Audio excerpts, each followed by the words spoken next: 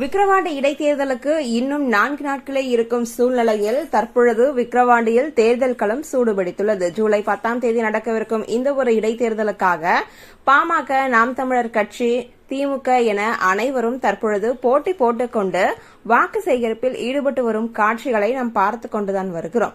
ஆனால் குறிப்பாக தற்பொழுது வரை முதல்வர் ஸ்டாலின் விக்கிரவாண்டிக்கு செல்லாதது ஏன் என்ற ஒரு கேள்வியும் தற்பொழுது எழுந்துள்ளது.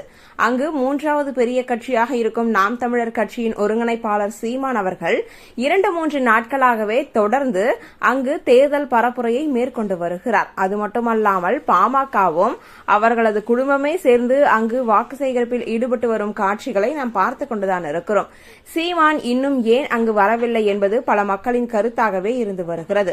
அது மட்டுமல்லாது ஈரோடு கிழக்கு இடைத்தேர்தலுக்கு சென்ற முதல்வர் ஸ்டாலின் விக்கிரவாண்டிக்கு வராதது ஏன் என்ற ஒரு கேள்வி தற்பொழுது மக்கள் மத்தியில் மிக பெரிதாகவே எழுந்துள்ளது என்றே கூறலாம். நாம் தமிழர் கட்சியினர் கிட்டத்தட்ட அனைவரும் சேர்ந்தே வாக்கு சேகரிப்பில் ஈடுபட்டு வரும் செய்திகளை பார்த்து வரும் இந்த ஒரு சூழ்நிலையில் வருகின்ற நாளை மறுநாள் விடுமுறை தினங்களாக இருப்பதால் அங்கு 20,000க்கும் அதிகமான நாம் தமிழர் சொந்தங்கள் வாக்கு சேகரிப்பில் ஈடுபடுவார்கள் என்ற ஒரு செய்தியும் வெளிவந்துள்ளது.